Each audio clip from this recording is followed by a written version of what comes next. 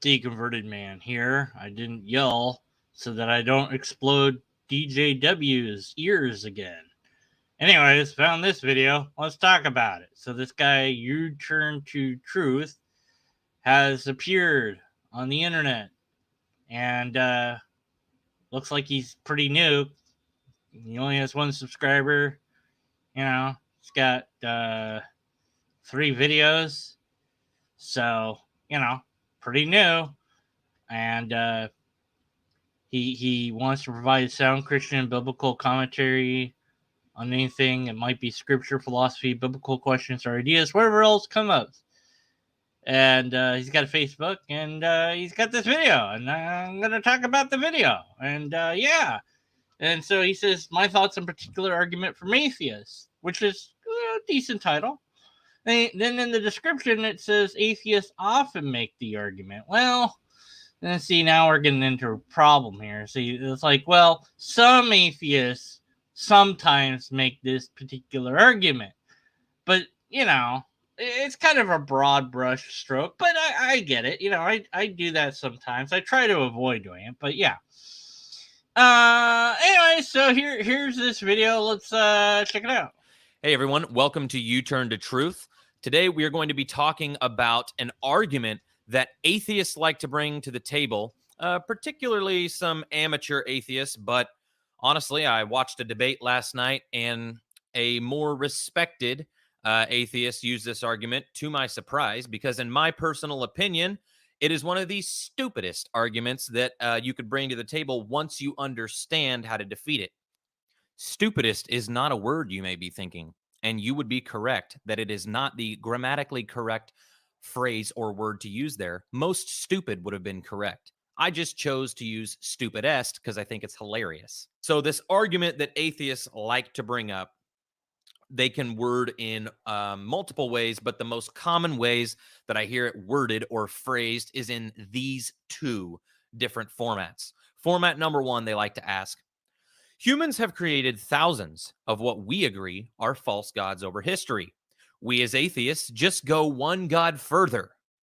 And they basically bring this to the table when they're arguing with a Christian. And they say, hey, look, we all agree that humans over history have created thousands of what we both agree, the Christian and the atheist, as false gods. We as atheists just go one more god, talking about the Christian God. The second way they can phrase it is something like this. There are thousands of, quote, gods out there.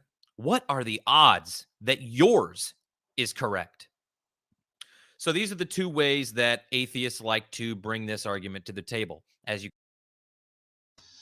Okay, I think that's a fair presentation of those arguments. I have heard them, and I've read versions of them, so I don't think that this is a straw man, which is a sigh of relief.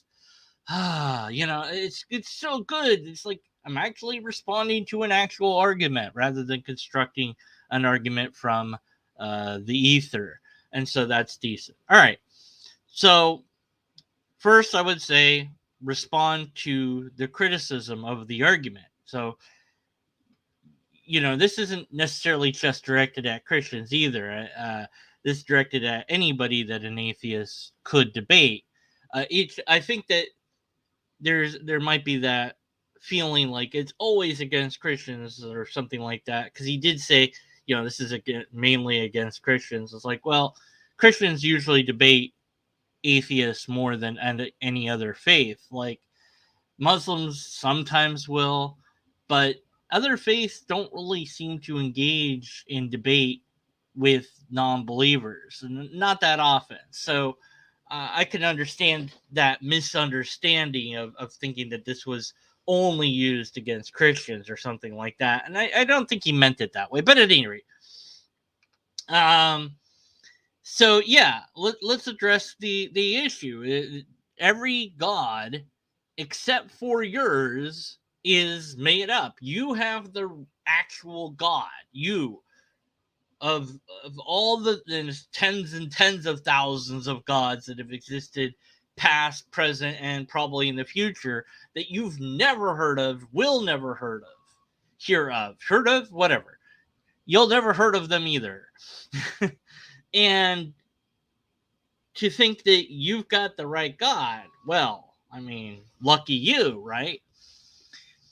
Hitchens once had this presentation about this and said something like, if you're a Christian, you have to believe that over thousands of years, where when evolution was happening, humans were just becoming bipedal, that God's just watching, doing nothing. All this death had already happened of other creatures. And thousands and thousands of more years pass, and still God does nothing until finally God reveals itself to Abraham and tells him what's going on. This tiny little dot on the earth is where God reveals itself to humanity. Now, of course, people might object, say, well, what about Genesis and all the other stories? Well, you can't accept. I don't know how you can wedge in Genesis and all the other stories with the reality of evolution, but some Christians attempt to. But nonetheless, I think that, okay, you have a couple of people at some random point in history that are selected from the humans and separated from the other humans to be tested, and they fail that test, and then they have some kids that have some experiences with God along the path.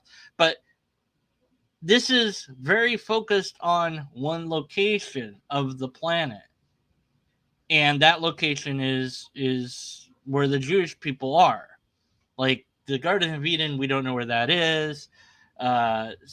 Maybe that could have been a different place, but it's Abraham. I think we could say is the real genesis. No, jokes aside, of the faith, that this one person had a God, Yahweh.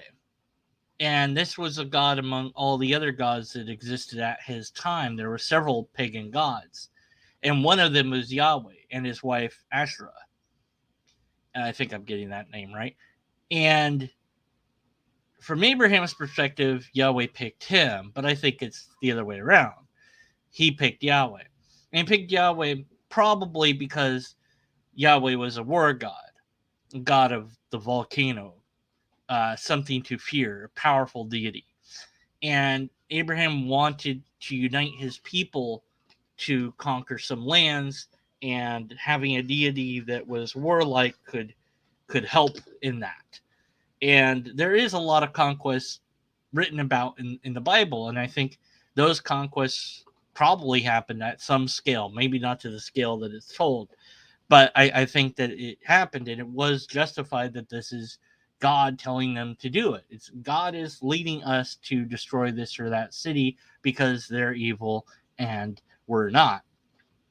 And of course, like any other crusade using God, uh, it's not true. God didn't tell them to do anything, but the person that thinks they're in communion with God, uh, maybe they sincerely believe that, or maybe they are lying, or who knows.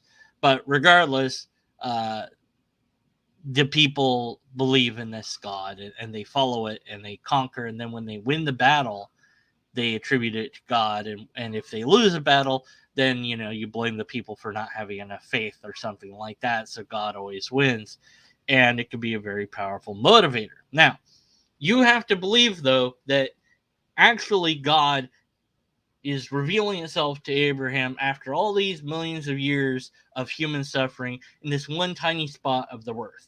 Then you have to believe that God then waited another thousand some odd plus years to reveal itself again as Jesus Christ, to clear up the misunderstandings that had accumulated since it last talked to humanity, right? And that it would select one tiny location on the earth to do so. That's what you have to believe as a Christian. Now, Hitchens says it way better than I ever could, and I'll have to find that video and link in the description for those interested in it. But yes, this God picked one single tiny dot on the world to reveal itself. And so has every other god. Every other god has picked one tiny location to reveal itself to a select few people. That's how most god stories function. That's how many god stories function. Not all. Some god stories are just told that the gods are just there. They didn't reveal themselves to anyone. They just exist, and just people know about it. They're just asserted to be there, and the stories are told. It's like, how do we know about Zeus? He interacted with humans. How do we know that? It's just the story. That's what the story says. Of course, it happened. Of course, that's how it works. Why not? And so either you believe it or you don't, and that's it. And to think that that God is the actual God among all the other gods is odd. It's like, no, no, no. Your God, that's made up. Zeus, that's made up. But this God, that's the real God. Well, how do you know? You From an outsider looking in, it's like we've been wrong all these other times. You really think we're going to be right this time? And also, why is it that this god seems to align so well with how all the other gods behave?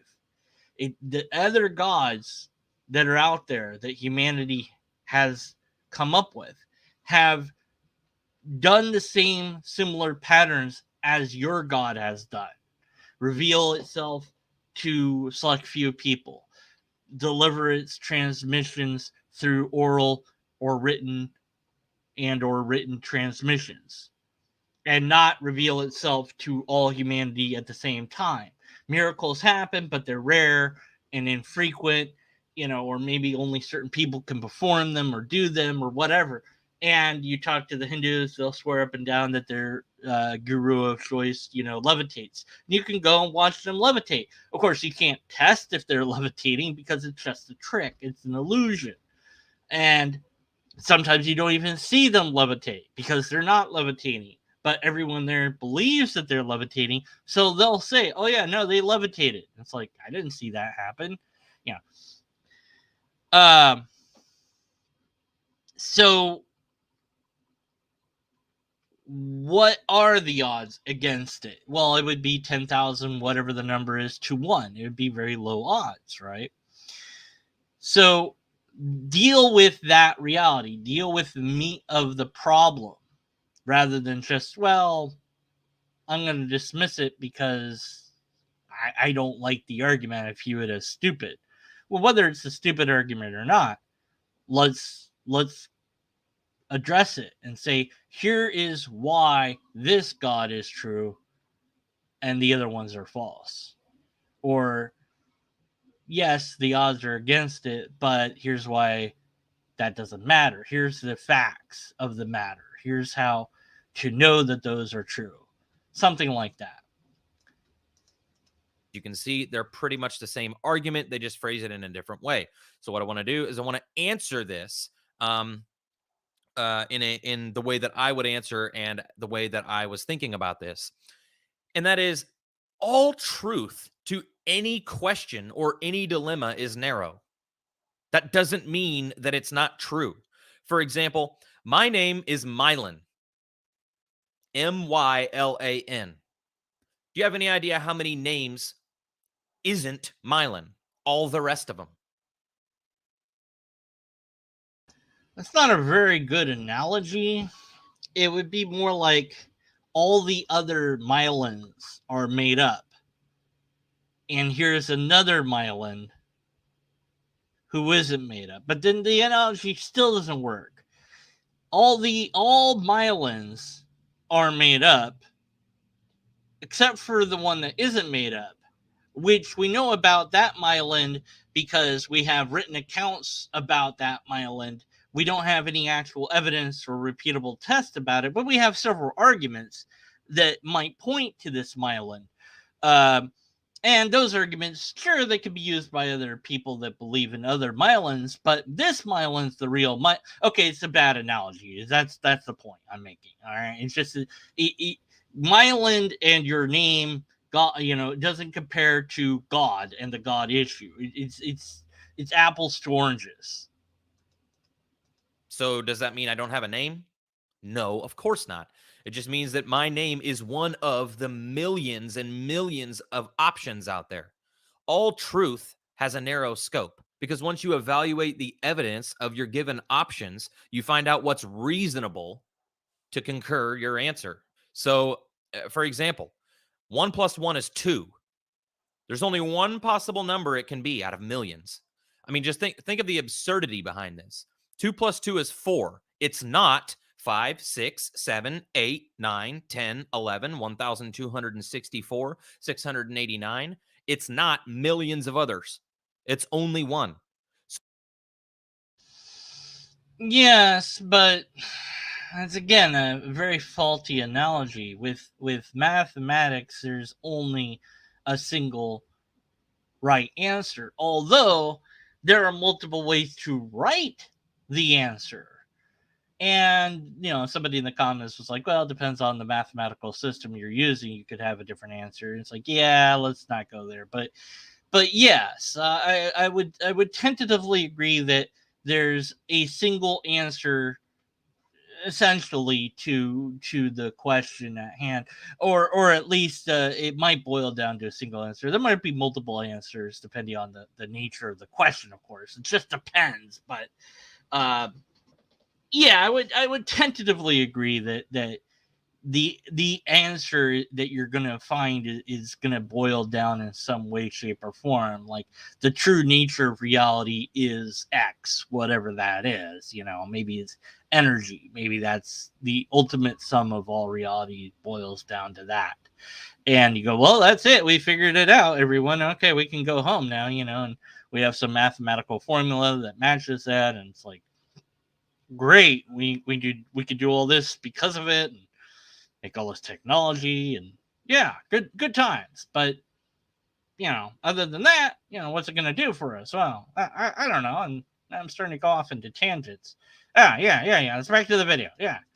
So the odds that 2 minus 1, for example, is 1 and not any other number, the odds of that. Wait a minute. 2 minus 1. Wouldn't that be? No, that's 1. I was thinking 1 minus 2 is a negative. Never mind. That are very low, yet it's the truth. Same goes with a worldview. Just because there's 10,000 worldviews, there must be a correct one because they all contradict one another. Just like, Well, not all worldviews contradict each other. There is compatibilism. And there's also, of course, the worldview, although absurd, I think, of truism. Now, truism's the most fun one. The truism person would agree that everything is true, even the statement that truism is not true, because the worldview is that everything is true and even the contradictions are true. So in that system, they agree with everyone. You're right, they're right, everybody's right. There are worldviews that don't negate other worldviews. Some do, some don't. So I would say this is a very broad brush stroke of a statement that all worldviews contradict each other. Many do, but I don't think that all do. Certainly, some are selective in that this is right and everything else is wrong, but other views aren't like that. It just depends on the worldview. So some restrict themselves whereas others don't. Anyways. 2 can't be 1, 3 can't be 2, 2 can't be 36, 64 can't be 89, and so on. So the second way they word it, there are thousands of gods out there. What are the odds that yours is correct? Is, well, what are the odds that anything is true? There's much more falsehoods than there are a truth. So this argument sounds like they have the upper hand because the ratio is against you. But when you actually think about it logically, no truth is not like this. So I mean, I kind of, but I think you're missing a lot of nuance here. The fact that all the other times, now let's go with miracles instead. all the other times people have thought something was a miracle in the past, let's say, or from God. Lightning used to be from God. Thunder used to be from God. Of course, Thor, Thursday, right? So those two phenomenon are now understood to be natural, not from God. Although the theists might say, well, although we understand the mechanism of lightning and thunder, ultimately God is behind that somewhere, just invisibly working.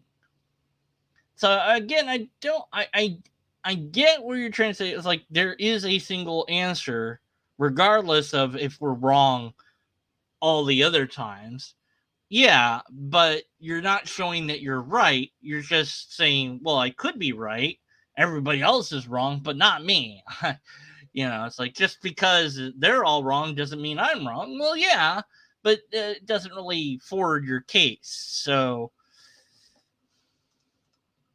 that is, in essence, the argument that I was thinking about, that I just can't stand when people use this. Just because people have created false gods doesn't mean there's not a true God. Yes, I would agree that everybody could be believing in a false god and there could be a true God. And my comment was, okay, we're gonna have to make this big again. Yes, let's make it big, bigger, bigger. Uh-oh, too big. I screwed it up. I did it. Why does it do that? Okay. Thought experiment. Assume that there's a god named Laud. You all know who that is. Worshipped and known to a small group of people in the distant past. This god manifested to them, proved itself to them in several ways. They wrote stories about it, songs, plays. Yet this small group of people was then killed in a volcano. Laud told them this would happen. It was all a part of its plan for them. The writings were gone. The people were gone. No one knows about Laud anymore. Its name is not spoken, as it only revealed itself to that set of people in that time. Now, the fact that all other gods are made up does not negate Laud being the real God. We can see clearly that it could still be a fact that Laud is the actual God, even though no one alive knows about it. It does us no good worshiping fake gods, but we don't know and cannot know that. Does there being such a truth that you have no access to change your view on anything? And I hope that he responds to that thought experiment.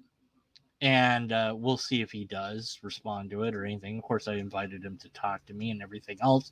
But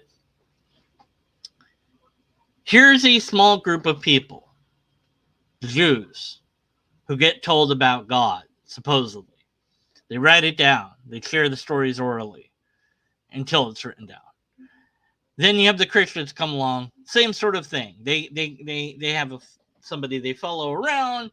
They write stories about it. They deliver they transmit the stories orally until it's written down, and then everything at some point gets all cobbled together in one big book that some people vote on in some way to decide what is and isn't canon, and then the church fights against it being translated because the church wants to maintain control over it, and lots of people die, and eventually it gets translated, and then eventually gets distributed out throughout the world thanks to missionaries. So you're relying upon humans, you're relying upon the written word. So at any point in time, that could have all been wiped off the face of the earth in the early stages, at any rate. If every copy of the the Torah had been destroyed and the Jewish people had been wiped out or assimilated, that would be it. We wouldn't hear it'd be like a very fringe minority group that you wouldn't hear much about. And there are religions like this. In fact, you just need to look at Mexico for a great example of this. Mexico had a lot of religious ideas before Christianity came and took over. And they really took over. The Crusades changed the face of Mexico forever. Now it's primarily Catholic. And the original beliefs are pretty much lost to history. Some of them still persist, but many more don't. And then you have the Japanese as another example, where you have these people called the hidden Christians, that the missionaries came, told them about Christ, and so they had to go into hiding because it was illegal to worship Christ. And so you have this kind of weird blend of Buddha and Christianity emerge after all this time that they've been hidden. And the fact that they have to rely upon humans to tell them the story is true for every other story about every other god. God seems rather localized. It's the people that transmit the story, not the God, the people. And that's true of every religion. You you don't see duplicate religions pop up. Not really. I mean, it could happen hypothetically. I don't know that it ever has, but two different disconnected parts of the world where religion A pops up and religion B pops up and they're exactly the same. I don't think that would happen. Very, very unlikely scenario. Unless there was something going on, unless somebody was manipulating the system, unless there was an actual conspiracy or something, you would tend to suspect that it was humans messing about, but maybe it was aliens, or maybe it was God revealing itself to two different parts of humanity at the same time in different parts of the world in the same way, so that both those groups of people would have the same exact understanding of God. Wouldn't that be better evidence of God than what we have? If in North America, the people that were just separate from Christianity completely knew about Christianity before it got to them, wouldn't that have been something? But that's not how it works. So the real God that really exists apparently manifests itself in the exact same way as all the other fake gods. Isn't that a problem? And does it change anything if you have a scenario where, if we wiped out all the Bibles, big task, we could do it hypothetically, and all the people that believe in the Bible, again, a big task, hypothetically, could be done. And for one generation, nobody spoke about Christianity. That would do it. It would be gone, be wiped out. That would be it. Because the next generation would have not heard about it. If there was no records, no traces of it, it's gone. Because it's a human endeavor. It relies upon writings and oral transmission. If you wipe that out, it's gone and it's not coming back again. If you did that with any religion, and religions in the past have done this to other religions, where they wipe out their religion, they supplant it with their own. It's happened with Jupiter God replacing the other god and all this other stuff. This has happened before, might happen again, who knows? But the religions assimilate. They take over.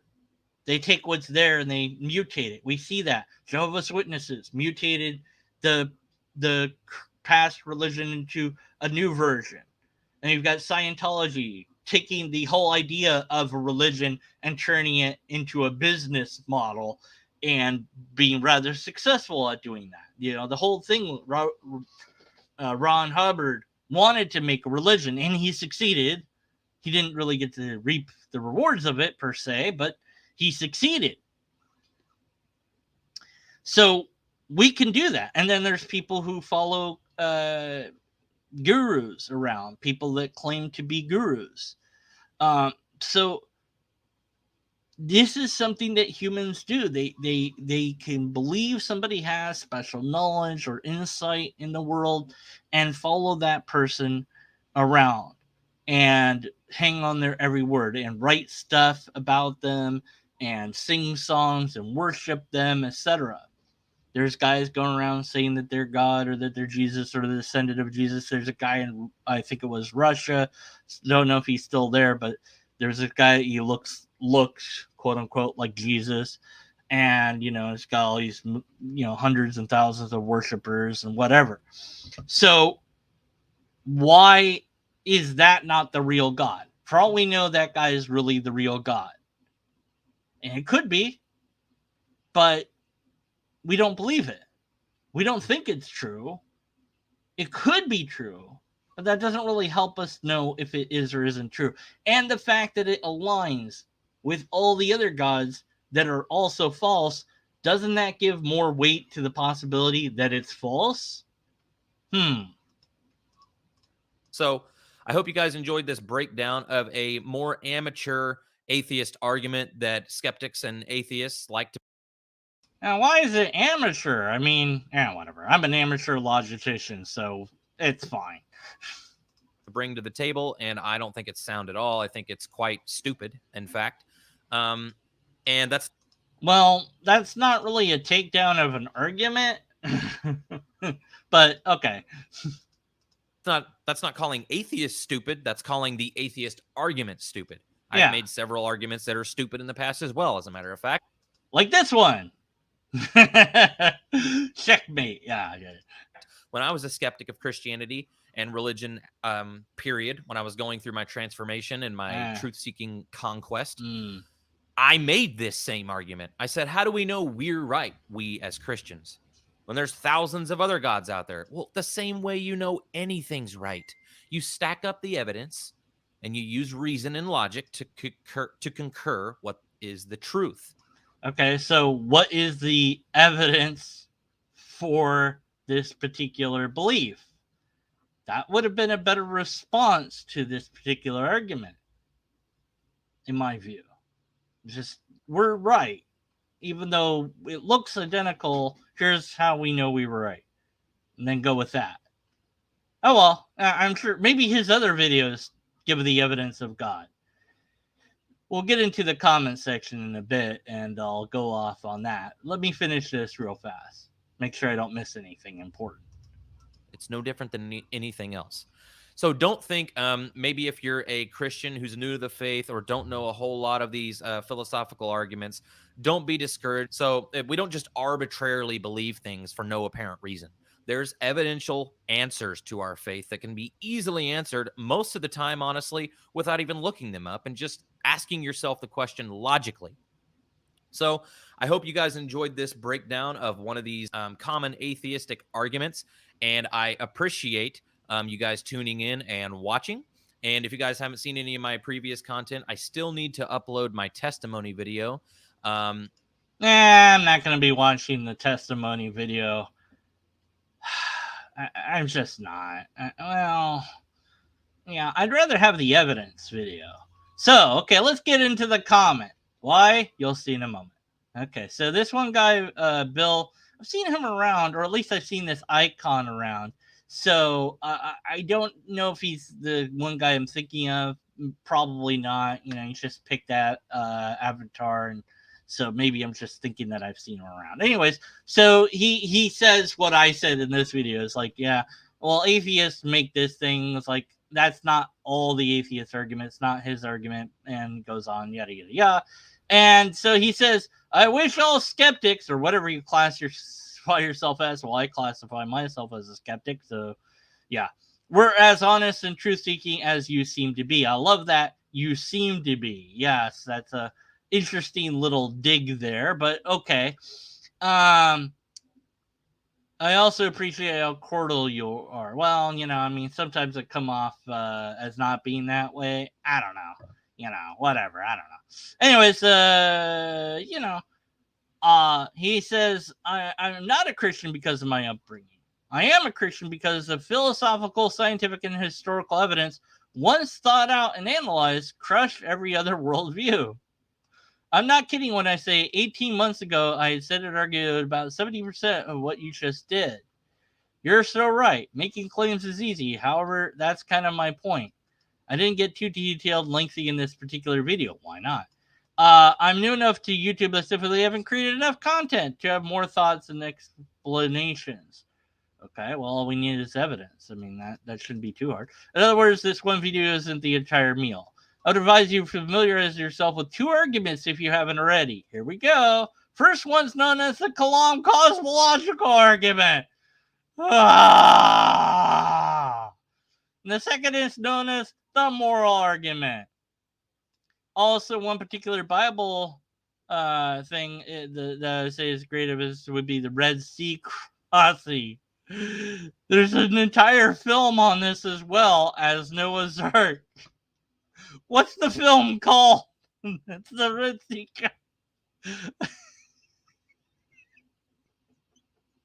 I'll try to find these and comment the links. Great. I look forward to that. I'm sorry, but it's an entire film of Noah's Ark and the Red Sea crossing. Yeah, I know. There's entire films about a lot of things. Okay, so the Kalam. Why?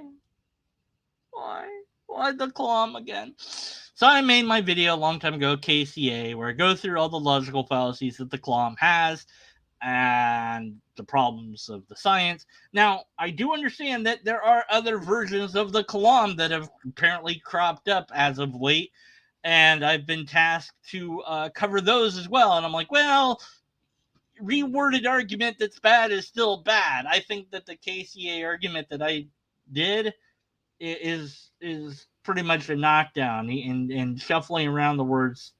I mean, if it gets enough traction, maybe I'll be like KCA Part 2. I don't want to, though, but I might. If you can convince me that the other version of the argument has gotten popular enough, Yin Yang Mountain, then I'll do it. But not until then. I don't want to do it. Don't make me do it. Okay, I hate the KCA. Anyways, it's broken, okay? It's not scientific. It's not good philosophically. It's full of logical fallacies, and the newer version is also full of logical fallacies. But I haven't covered the newer version because it's not that well known yet. I'm assuming he's talking about the older version, which is broken and I've covered. Anyways, that's in my video KCA. The moral argument, well, I just talked about DCT, Divine Command Theory, lately. I just had a video of that. So I referenced those two videos in response to it. If this is the best he's got, I don't know what he means by saying that he used to be a skeptic of Christianity, because I don't see a skeptic agreeing with those arguments even a little bit. And as far as the Red Sea there's no evidence that happened. And there's no movie that proves that it happened either. There's a lot of frauds. As far as Noah's Ark, it's been found like 20 different times. So I'm sure that the movie about it is also probably really bad. But I don't know what movie you're referring to, so I can't make more comments. I will say that it's never been shown to be archaeologically valid at all. And that's the best you've got for the evidences of God. I don't know why that would convince you that there's a God, especially this particular version of God, because without those movies, the Kalam doesn't get you to this God. The moral argument doesn't get you to this God. So there has to be more involved to it than that. And I'm just wondering what he means by being a skeptic of Christianity, because I don't know. I just go, well, yeah, I don't know, because you don't sound like you were much of a skeptic. I mean, maybe you were skeptical of it, but I don't know. It's hard to say. Anyways, I guess that's my thoughts on this particular video. You know, so you know, you know, yeah, yeah, you know, that's it. That's all I got. Thanks for watching. I see a bunch of you in chat. Thanks for being in chat. Blaster Master, Hans P. Henderson, Yin Yang Mountain, Secular Pagan Mom, who said hi and then nothing else.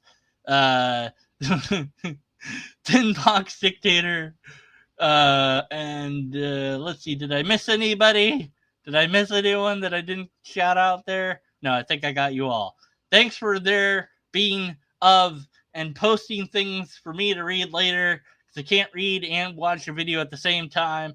It's like Have you tried counting out loud and saying the alphabet in your brain at the same time? Try it. If you can do it, let me know. It's like really, you can't. It's just maybe you can. I don't know. Somebody can. And this is the end of the video now. We're done. So I should press the button because yeah. And post comments. Don't forget about